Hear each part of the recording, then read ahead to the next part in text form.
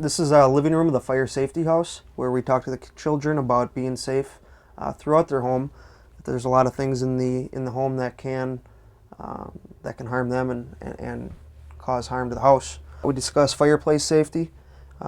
We also discuss just open flame safety in general, candles, cigarettes that may be left unattended, that they shouldn't touch that, that those are all stuff that adults need to touch, matches, that they're tools and not toys. We also discuss to them about space heaters that may be around the house during the wintertime, that those aren't toys, that those are all tools that we need to use. We discuss to them about extension cords that we need to watch out, not only for themselves, but to watch out for their pets that they may have, so that they're not chewing on the extension cords and to keep their pets away from that. We also tell them also about smoke detectors, that they need to check their smoke detectors, make sure they're in working order, and that the battery is changed twice a year, and that the smoke detector is supposed to get tested once a month. And then we just explain to the children that they need to remind their parents.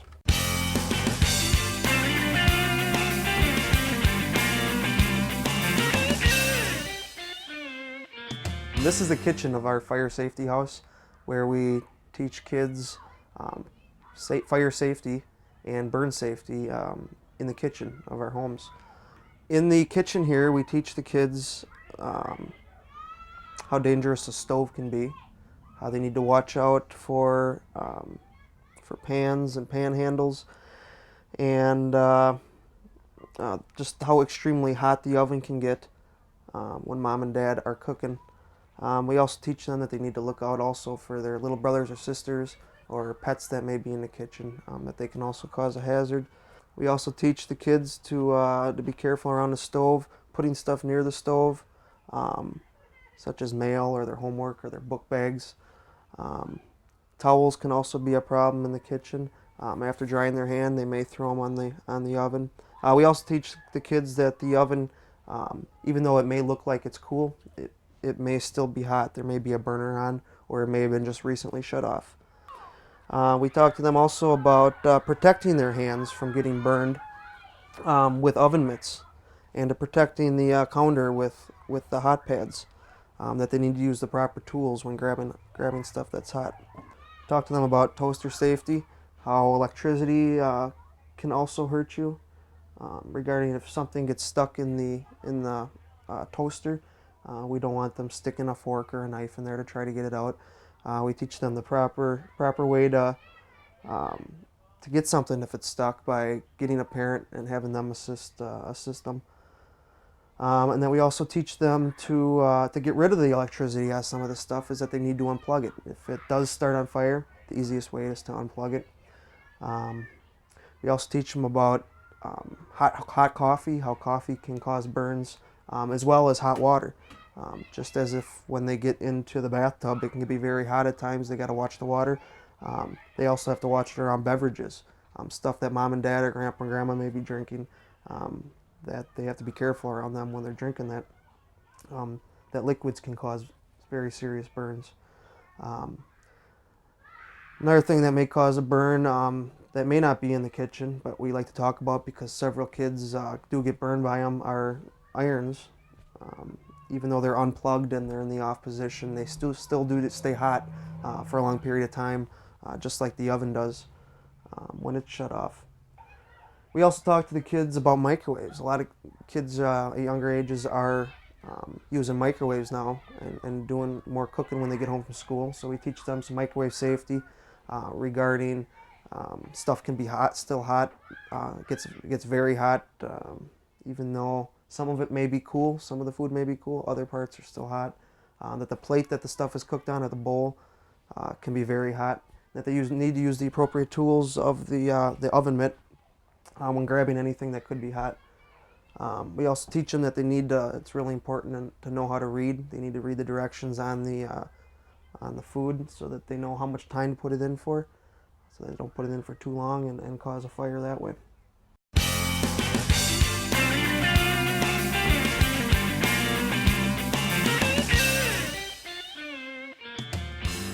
This is the bedroom of the fire safety house where we talk to the kids about being safe inside their bedroom. They spend a lot of time in their bedroom, and there's a lot of things that we need to teach them in case of a fire in the home. We talk to them about what they need to do when the smoke detector goes off, that they need to crawl low in smoke, that they need to feel the door for heat, that they need to then, if the door is hot, use their second exit, maybe a window, and to, once they get to that window, how to escape out of their window. If it's on the first floor, they could go to the ground and just exit the house. If it's on the second level, they may need to yell for help for a neighbor and have a neighbor bring over a ladder or to assist them in getting out. And then once they're out, how to use 911 and how to what they need to do to talk to the operator on the phone when they call 911, and then also where to meet their family at their meeting place, a mailbox, a tree, a light pole.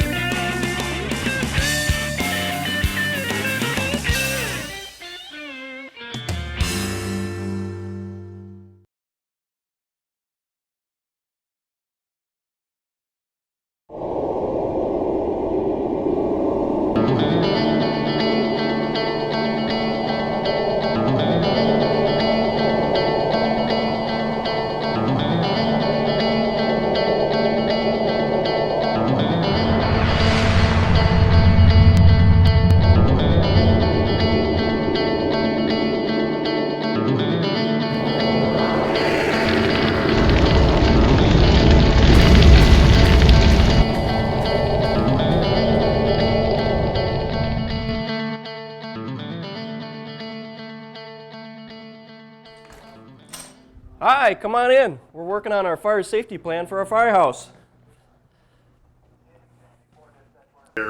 Or the patio door, depending. I think we got it pretty well covered. Hey Scott, what you up to? Well, we're making a floor plan of the station, so in case there's a fire, we know 2 ways out of every room. So what do we have so far? Well, we'll let Bob tell you. Call me and I'll show you.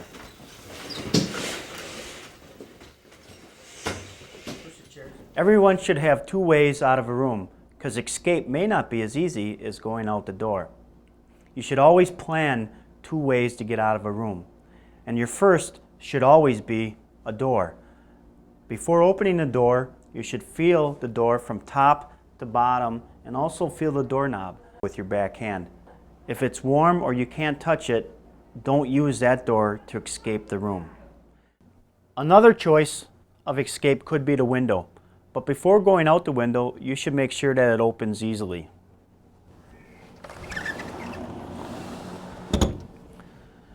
If you live in a 2-story home and your bedroom is upstairs, you may also use the window to escape out onto a roof or onto a porch. What you up to, guys? We're installing a smoke detector outside Bob's bedroom.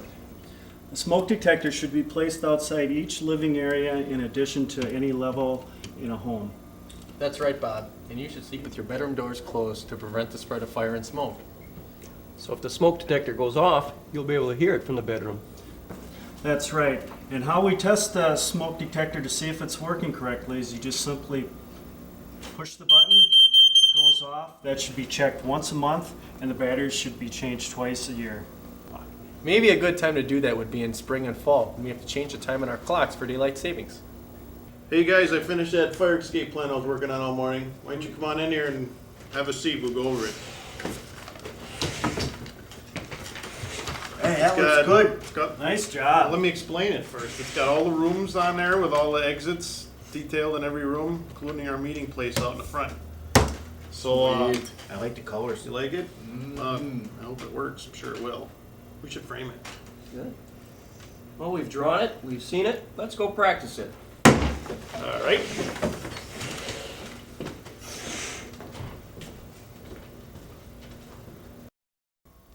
Okay, let's sound the smoke detector. Stay close to the floor, Joe. and out of the smoke. Don't forget to feel the door to see if it's hot. Good job, Joe. Now crawl along the wall to the door and out to the meeting place.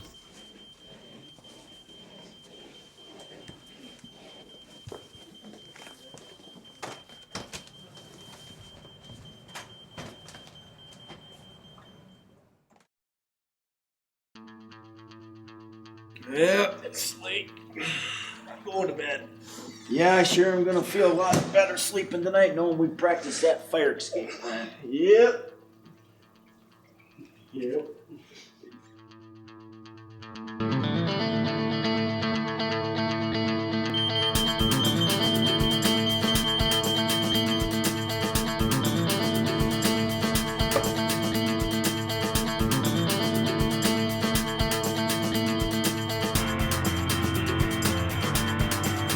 Hey guys, get up! Get up! Fire alarm's going off! Bob! Get up! What? Okay. Smoke alarm's going off! It's gotta!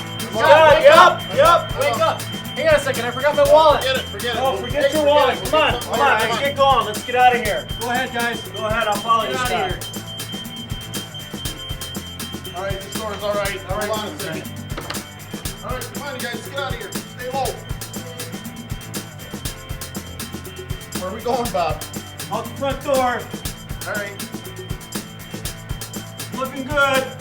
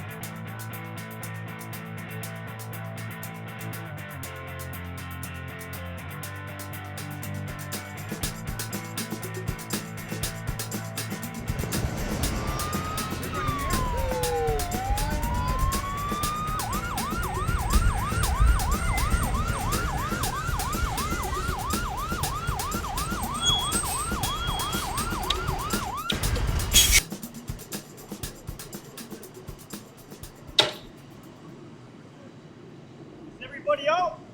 Yes, sir. Good thing you all practice your escape plan. Talking about an escape plan just isn't enough.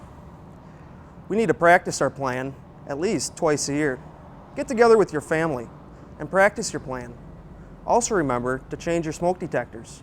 That could be a life-saving project. And remember, get out and stay out.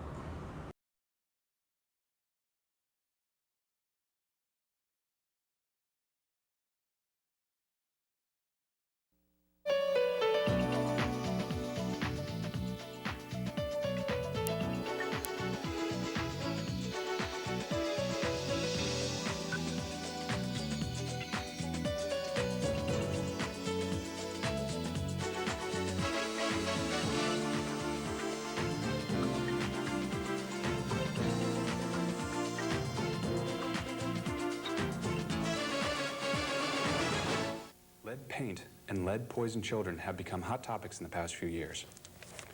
According to the Centers for Disease Control, childhood lead poisoning is the #1 environmental disease facing children today. It also happens to be the only one that is 100% preventable. Most lead cases in our area occur in rental property. If tenants and rental property owners establish a cooperative relationship, it is foreseeable to greatly reduce any potential for lead poisoning. Tenants and property owners need to work together to fight lead poisoning. In most cases, children do not show symptoms when lead poisoned. Even at low levels, lead affects the nervous system. Some symptoms are shortened attention span, speech and language disabilities, learning disorders. Some symptoms of higher levels of lead poisoning are headaches, stomach cramps, vomiting, loss of balance and convulsion, kidney and hearing damage. The most severe effect of lead poisoning is death. However, the most common effect of lead poisoning is damage to the nervous system and a drop in IQ. This can lead to learning disabilities, delinquency, and a tendency towards violent behavior. Even in low amounts, lead can be very dangerous to children under the age of 6. Lead can enter a child's body by eating, breathing dust, paint chips, contaminated soil, or water. To begin to overcome the problems associated with lead paint and childhood lead poisoning, it is necessary to locate the areas in your building where potential lead hazards exist. If you can answer yes to one or more of the following questions, lead hazards may be present in your building. Was your property built before 1978? This is the year residential lead paint was banned.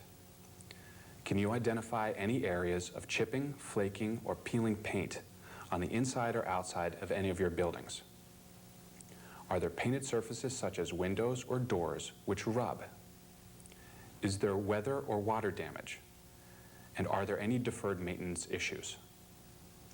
If you answered yes to any of the following questions, it is worth your time to take a closer look at your building. You may have a potential lead hazard. Also, talk to your tenants. Explain to them that you need them to report any maintenance issues immediately before a potential problem arises. Before starting any investigation of your building, there are several things to keep in mind. It is best to fix the cause of a problem, not just the results. Causes of lead hazards are friction. Friction surfaces like windows produce a significant amount of lead dust. The leading source of exposure to a child is lead dust. Impact. Actions such as a child banging a toy against a baseboard or a door often causes impact damage. Chips of paint and dust are produced by this type of activity. And substrate deterioration. This is caused by water damage to the building material under the paint. Exterior paint, windows, interior ceilings, and walls are primarily affected by this problem. After you have found any potential lead hazards in your building, it is time to fix them. You can also hire a licensed lead inspector or risk assessor to evaluate your property. To protect yourself and your tenants from being exposed to a potential lead hazard, always use the following lead-safe work practices. Relocate the family before beginning any work. They should remain out of the building until all of the work is finished and cleanup is completed. This will help you avoid exposing any children to lead dust during the work. Remove as many items as you can from the room you're working in. Cover and seal surfaces and items beneath the work area with heavy plastic sheeting. Also, tightly cover any items that are left in the room. Always work wet, never dry scrape or sand, and never use a heat gun that goes over 700 degrees Fahrenheit. Before scraping, spray the area with an ample amount of water. This will help reduce the amount of dust produced by the scraping motion. Protect yourself and your workers by wearing protective clothing, gloves, respirators, and eye protection. Protect your family by changing your work clothes at the work site and wash work clothes separately. To avoid bringing lead dust into your home, leave your shoes at the door. Use a high-efficiency particulate accumulator vacuum, or HEPA vacuum for short, throughout the hazard reduction process. Thoroughly wet clean the area with a strong detergent, followed by a clean water rinse. Use a HEPA vacuum throughout the process. You might be able to rent a HEPA vacuum at a local hardware store or community resource center. Dispose of any paint scrapings and other debris properly.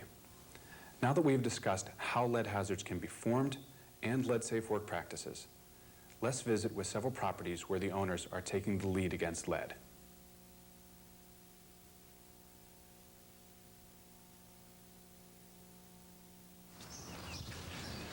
Most lead hazards will occur in 4 general areas of any given property: on windows, floors, porches, and in the soil surrounding the property. Joe and Cheryl purchased this property as an investment. They plan to fix it up and rent it out. They have identified several lead hazards in the building. First of all, Joe's working on the windows. Let's go in and take a look at how he's doing.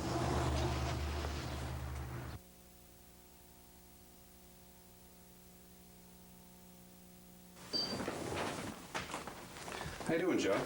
Great. How's the work coming along today? Oh, pretty good. I just finished setting up here. Can you tell us a little bit about what you're doing? Oh, sure. Well, this all started about a couple months ago. I read an article in the local newspaper about a kid who was lead poisoned in my area, and I wanted to do something about it, so I had this home tested for lead, and it turns out I have lead paint on the property. You've placed black plastic sheeting down around the window. Can you tell us a little bit about that? Sure. The plastic sheeting that I have down keeps for the lead dust from spreading around the living room while I'm working. I see the other furniture in the room, you've placed the plastic sheeting on and securely taped it down to the floor. That's a detail most people miss. You've decided not to go with a full window replacement. Why is that? Well, this window still has some life left in it, and it's really, you know, the most cost-effective thing for me to do. If you stabilize a window and treat it properly at turnover, you can maintain it for a long period of time. Sounds good. Looks like you're almost ready to go. You've got your protective clothing on, your gloves, and your HEPA respirator. Can you tell us a little bit about the respirator? Sure. This right here keeps the lead dust from getting into my system while I'm working on the window. Sounds good. Well, I'll get out of your way and let you get started. All right, thanks. Thanks. Joe is going to stabilize and paint the windowsill and flash the trough with aluminum coil stock. The area around the window has already been prepped with a layer of plastic sheeting. Spray down the window to prevent any dust from being produced during the scraping. Starting at the top and working down, lightly scrape any chipping or peeling paint. Try not to disturb or damage the wood or plaster under the paint. A HEPA vac is being used to collect any debris that the scraping produces. Once all of the chipping and peeling paint has been removed, use a wet sanding sponge to smooth down any rough edges. After all of the chipping and peeling paint has been removed, clean the work area thoroughly with soapy water and disposable towels. To flash the window trough, use aluminum coil stock. Measure the window trough and cut the flashing to fit. Caulk the window trough with a high-grade silicone caulk. Do a final wash on the window with a strong detergent and a clean water rinse. While the window is drying, make sure you've cleaned the work area thoroughly. Prime and paint the treated areas with a high-quality paint. Pull up the plastic sheeting and place in a heavy-duty garbage bag, and then HEPA vac the surrounding area. If working on a hardwood floor, thoroughly mop the area before you HEPA vac. Looks like you've done a really good job here. How long did it take you to do this window? Well, this window here took about 45 minutes, but, you know, it really depends on the amount of chipping or flaking paint they have in the window. Well, I'll let you get back to work. Thanks for letting us come and watch. All right, thanks. Depending on the amount of chipping or peeling paint on your window, or if the window has any deteriorating wood, a full window replacement might be called for. After you fix the lead hazards in your window, it is time to focus on the floors. Since lead dust is very heavy, it tends to fall very quickly and gather on horizontal surfaces like floors. Next, we'll be talking with Cheryl. Cheryl is another local rental property owner who's addressing just that problem. Horizontal surfaces such as floors are an area of concern. Carpeting can trap lead-contaminated dust. There are two recommended interim controls when dealing with carpets. The first option is to rent a HEPA vacuum with a beater bar attachment and thoroughly clean the entire carpeted area. The second option is to use an industrial hot water extraction carpet cleaner or steam cleaner. It will do a good job and is faster than the HEPA vac. Carpet cleaners can be rented at most local hardware stores. The most effective control is to completely remove the carpet, thus removing the potential for further contamination on the floors. The floors can then be made smooth and cleanable. Remember, always follow lead-safe work practices. Today we'll be talking with Cheryl. Cheryl and Joe bought this property a few months ago and are taking care of each lead hazard when they come to it. So Cheryl, you've decided to remove the entire wall-to-wall carpet today? Yes, I figured removing the entire carpet would remove a significant lead hazard. You could have just steam cleaned or HEPA vac the whole room. Yes, but those are only temporary controls, and I want to take care of this particular problem all at once. I see you're taking the same precautions you would if you were scraping a window. Yes, even though I'm not in direct contact with lead paint, this carpet has been accumulating years of lead dust, and I would never try it without protective clothing and a HEPA respirator. You also have another person helping you with this job. Yes, one person could do this by themselves, but it would take a long time. Two people can do the job, do it properly, and it'd take less time. Well, I'll get out of your way and let you get started. Okay. Since this carpet is contaminated, our rental property owners will be wearing appropriate work clothing and a HEPA respirator. Start by wetting down the carpet. This will keep any dust down. Don't use too much water, just enough to get some of the padding moist. To avoid cutting into the floor, use the following methods. Pull the carpet over to expose the back. Remist to keep down any dust. Use your carpet knife to cut off a 3 to 4 foot strip. Turn the strip over to its original position. Roll the strip with the pile facing in and place in a heavy-duty plastic contractor bag. Continue this process until all of the carpet has been bagged, Then thoroughly clean the area with a HEPA vacuum and a strong detergent. Looks like you've done a really great job so far. Are you happy with the results? Yes, I am. We still have to clean this area because you need a clean, smooth surface so more lead dust won't accumulate. I see you found some old newspaper underneath the carpet. Yeah, I did, from 1953. It's amazing what you can find under some of these, isn't it? Mm-hmm. While they're finishing up here, we'll go downstairs and look what we can do for area rugs and hardwood floors. Rugs are another concern. Small area rugs like this can collect lead dust and potentially become a hazard. Small rugs should be removed and cleaned on a regular basis. If you have larger rugs, they might need to be professionally cleaned. Also, hardwood floors like this over time can develop small cracks. Lead dust can collect in these cracks, build up, and cause a potential lead hazard. Hardwood floors should be HEPA vacuumed and wet mopped on a regular basis. You can also use a clear coat polyurethane finish. A couple of coats will seal down any cracks and make the floor smooth and cleanable. After windows and floors, porches are our next area of concern. Many porches were painted with lead-based paint because of its ability to withstand high traffic and its weathering capabilities. Unfortunately, many years of wear have left some porches in pretty bad shape. Here you can see some chipping and peeling paint caused by water damage and deferred maintenance. Let's go in and talk with Joe, see what he's going to do on his porches.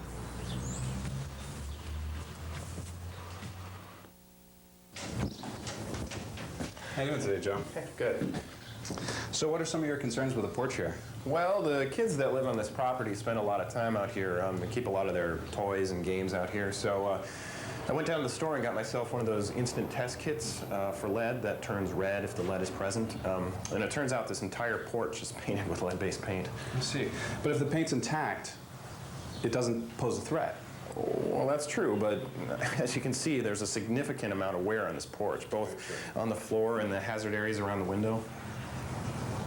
What are some of my options with dealing with lead-based paint? Well, there's a couple of things you can do for porches. The first option is to enclose the floors. Use large sheets of plywood, secure them down to the floor with a galvanized screw or a ring shank nail, and take a high-grade silicone caulk and seam all the edges down.